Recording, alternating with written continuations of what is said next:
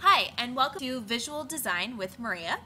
Today we're going to be talking about an art principle of contrast. Today's big ideas are to understand the key term, contrast, and to gain knowledge on how artists use contrast within their work. Let's take a look at a very basic example of contrast. Contrast is a design principle that occurs when two elements are seen for their difference.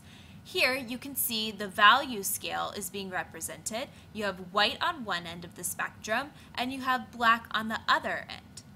If we were just to take black and white side by side, you can see a high contrast of light versus dark.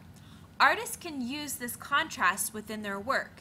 Let's take a look at this symbol, for instance, yin and yang.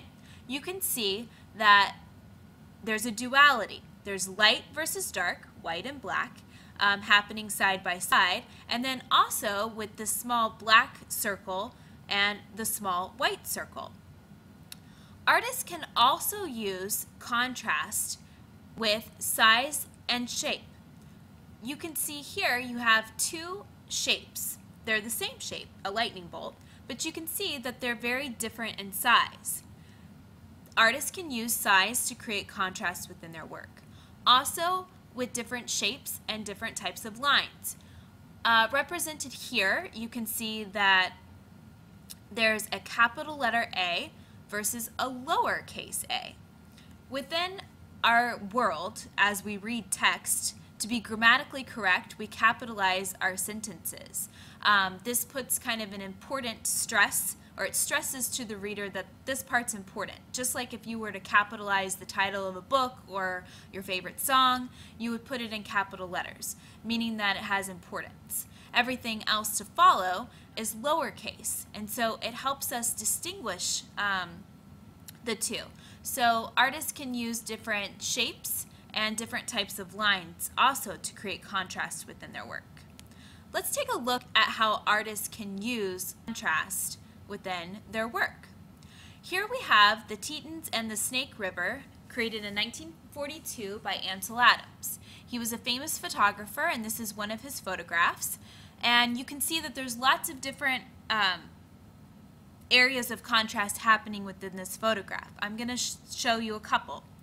Here on this side you have a light value, and here on this side on the right you have a darker value. So if we're just to look at the sky, you can see that he's created value or created contrast. Light over here versus dark over here because of the different values he's using. If we go down to the foreground of the picture plane, you can see that there's a dark value expressed here versus a lighter value expressed here. This creates contrast because they're different from one another. If you look at the picture, you can see that they kind of balance each other out. You have a lighter value here and a lighter value here, darker and darker. So if you follow my mouse, you can see that I'm going this way and then I go this way with it, and it creates an X. So kind of X marks the spot of where the vanishing point is.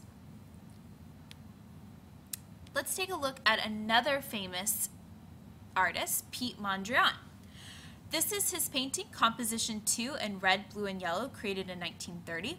And there's a couple different things that are going on within this painting that represent contrast. Number one that I think that we recognize right off the bat is going to be the size. We have a large square versus smaller square here. Not only is he creating contrast by having the sizes being different from one another, but also the colors. He's using the primary colors, red, yellow, and blue. And by overpowering us with this red square, he's creating contrast within colors. You can see that the blue and the yellow are not equally represented in comparison to the larger area of red. So that's creating contrast within the work as well.